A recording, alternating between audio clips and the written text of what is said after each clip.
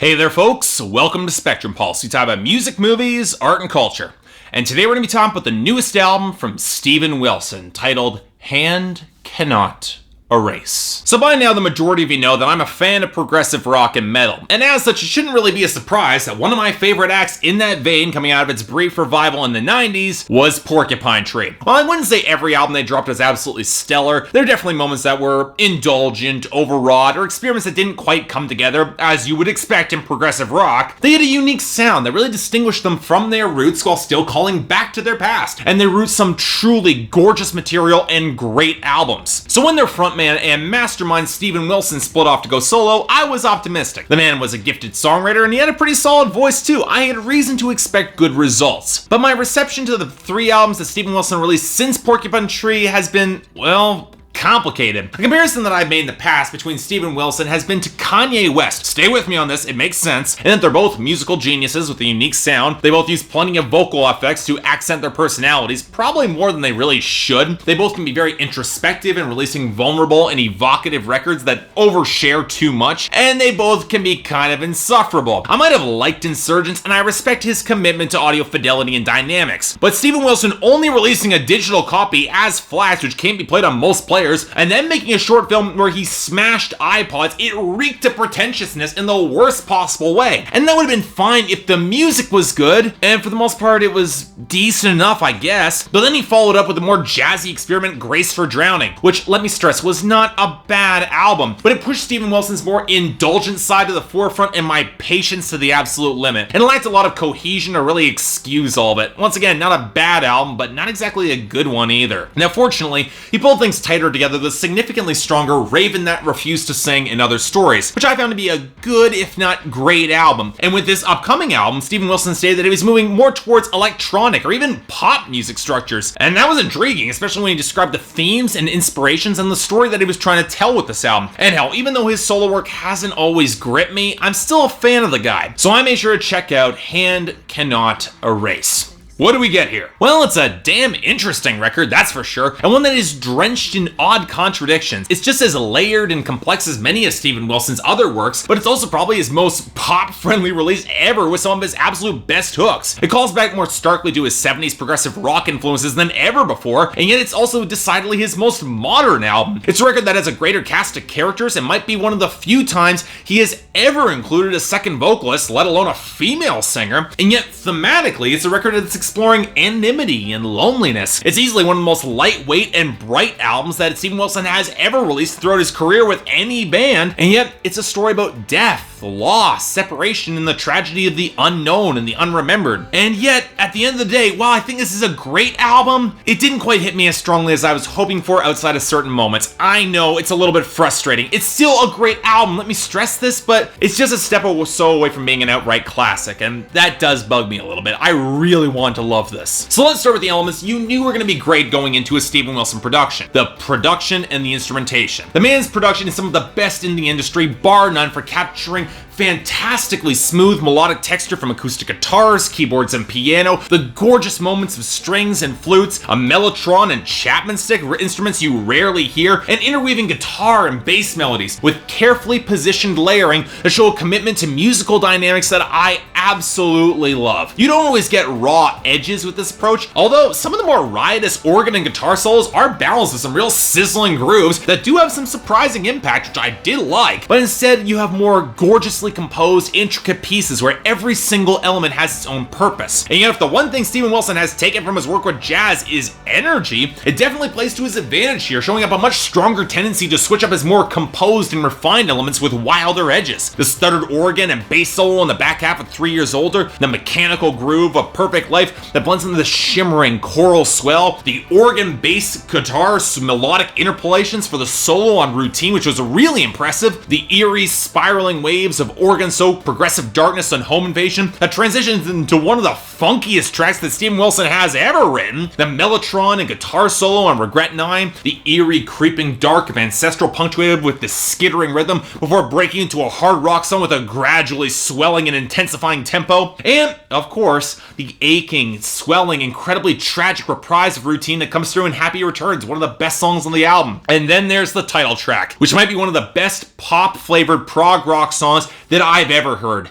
Period. It's got a killer melody, deceptively simple composition, and an anthemic chorus that will give Steven Wilson a killer encore song for the rest of his career. Great song. And honestly, outside of that, there are a few moments that I really consider missteps here. Ancestral, it feels a little bit stretched at 13 minutes. The piano felt a little bit out of tune on First Regret. But outside of that, this album is gorgeous. Still intricate, but easily the most accessible album Steven Wilson has ever released. If I were to introduce someone to Steven Wilson, I'd give them this record. Now, the most recognizable change up to his formula is the introduction of a female vocalist, as I said before. Israeli pop star Nanette Tayeb. And believe me, she's absolutely essential to making this album work at all, both through her own potent and very expressive delivery to really match Steven Wilson's, and because the entire album was intended from a female perspective. Yes, this is an album inspired by the story of Joyce Carol Vincent, a woman who disappeared for 3 years before being found dead in her apartment, and yet nobody had noticed she was gone. Not her friends, not her family, nobody missed or thought to check up on her for 3 years. And thus accompanying this album, Steven Wilson also created a full blog for this album's protagonist. The sort of rich, intricate detail that's characteristic of his writing that never really seems to make a direct point and seems more designed to really set a mood. Hell, that's pretty apparent with his lyrics on this album too. Now, for the purpose of this review, I'm going to be focused on the lyrics that are actually on the album, not the extraneous blog ramblings. Mostly they serve to flesh out the picture and the themes that Steven Wilson's approaching, adding more character and detail, but they're not essential to tell the story. Really, the themes that he's trying to approach are all still here. So, okay,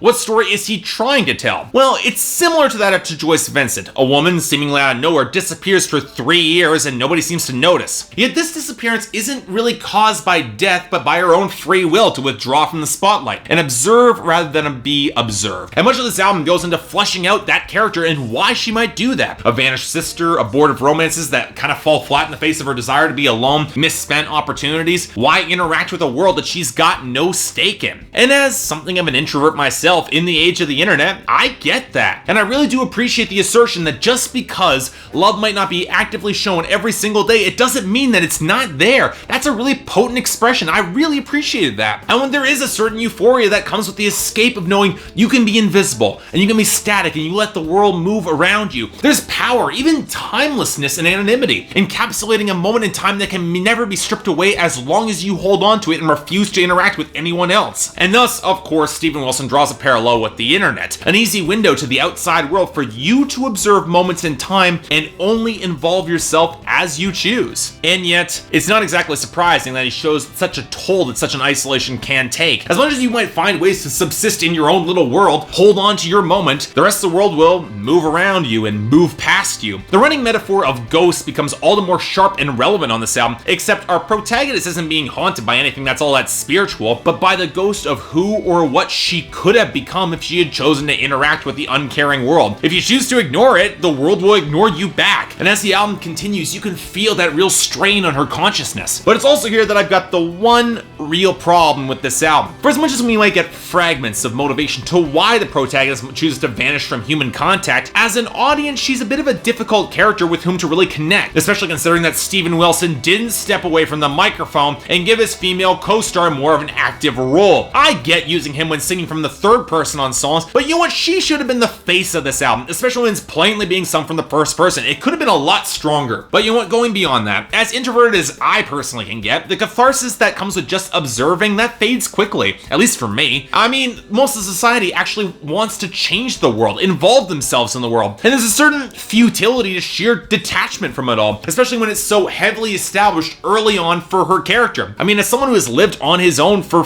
nearly 5 years now, I can empathize with this character. I respect what she's doing. But considering the only real choice she makes on this album is to close herself off even further for reasons that don't really quite feel fleshed out, there's a certain distance. There's not that same visceral connection. There's not that same empathy I can feel. It doesn't really help matters that there are songs like Routine that seem to complicate the picture unnecessarily. I get the sympathetic metaphor that it's trying to create, showing how mothers can feel invisible and entrapped by routine and love for their children, actively engaged with the world yet rarely ever seen or recognized, and that's kind of unfair. But who is this mother figure with respect to the narrative of this album? Is she a ghostly alternate life for a protagonist, or just simply a friend who lost track of the protagonist in her own life? And then there's the ending of this album. The protagonist, she finally reaches out with the song Happy Returns, really sad song, to her as of unmentioned before brother, really should have established him. She tries to reach out to him in a letter, where it shows that her isolation has taken a really heavy toll no matter how much she tries to avoid it. A letter that you can argue that she never got a chance to send. As the album ends with this ghostly, angelic shimmer that slowly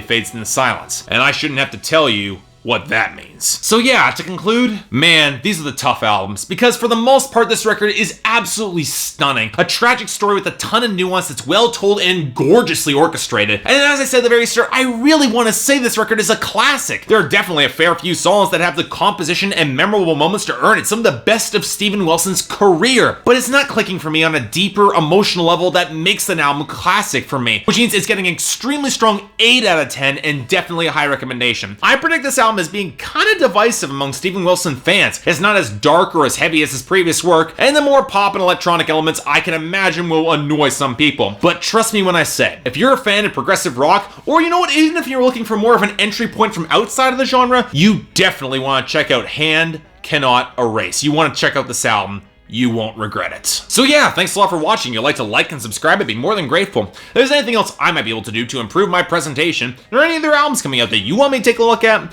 I'd be more than happy to give them a listen. Until then, I'm Mark, you're watching Spectrum Pulse, and I'll see you next time.